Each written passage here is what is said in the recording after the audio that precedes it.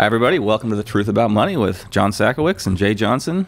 Today we have a special guest direct from Russia, the New York Times Russian Bureau economic correspondent, Andrew Kramer, who actually grew up here in Ukiah and went to school here 10 or 15 years ago, something like that. And we're real lucky to have him today. We're going to get to him in a little bit.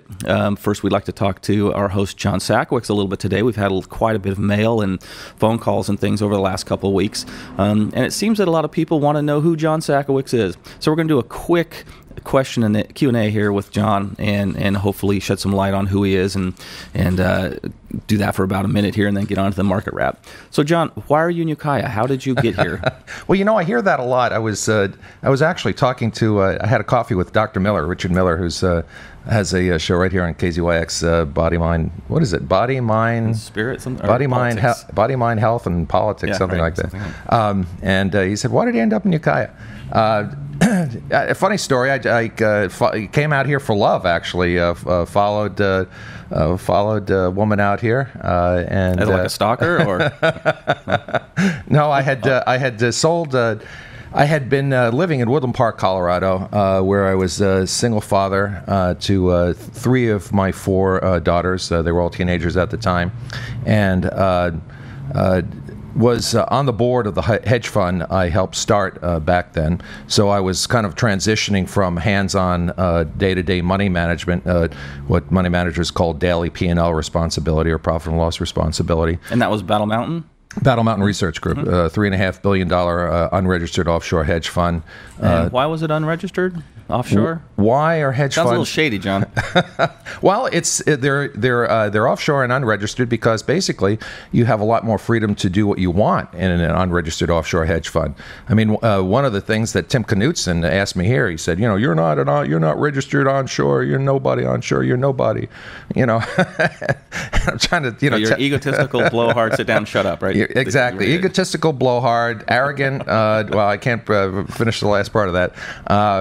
But the truth of the matter was, you know, I had a pretty good career on Wall Street as a registered everything, including national sales manager of a multi-billion-dollar division of Dean Witter.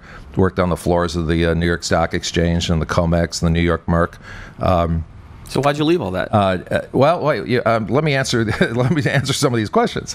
And you know, started this hedge fund, and offshore. Basically, you're not operating, you know, under the purview of the SEC, Securities Exchange Commission, and at that time something called the NASD, which is now called FINRA.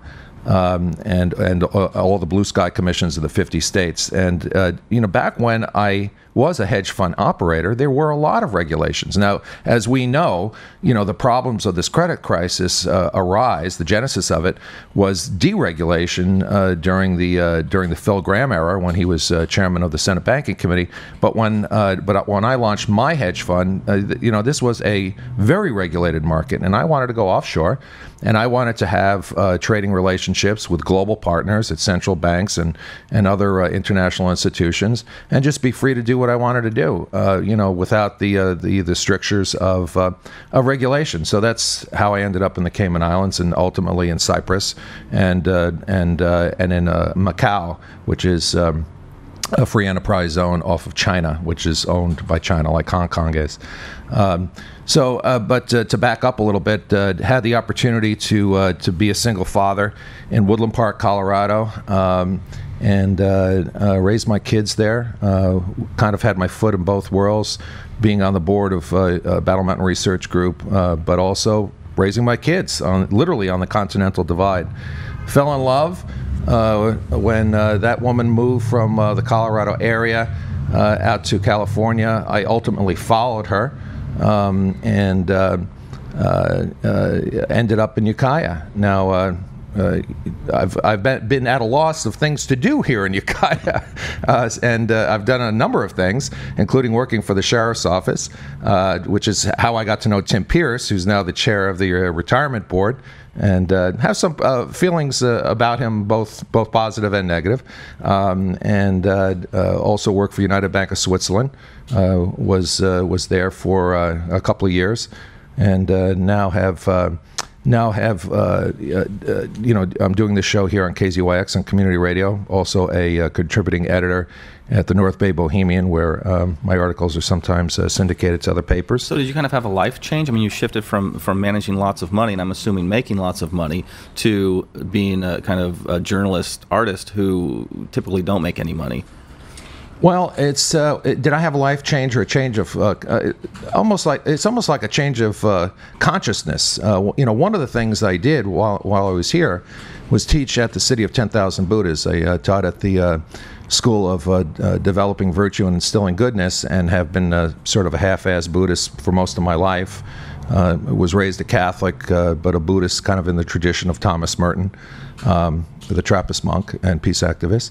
I don't know. It's been a slow evolution away towards being the robber baron on Wall Street, and using some of the expertise and insight I have to report on that world, which lately has become very secretive. I mean, what the Wall Street has done over the last 10 years of deregulation, since the Glass-Steagall Act was repealed by Clinton, and since Senator Graham deregulated everything in sight, is that the world of Wall Street has reinvented itself. You have a proliferation of new instruments, many of which are totally unregulated, like swaps and derivatives, and you have this new generation of robber barons who have really taken over the world, and I mean it. We had a guest on this show, Patrick Bond, who's a leading economist out of South Africa, and I wouldn't be surprised if he wins the Nobel Prize in economics someday, who said that the number one thing that the United States exports is global financial apartheid, and he's right. We have, through swaps and derivatives and all these esoteric instruments, we have created this one amorphous mass of trading partners and central banks in the world, and we have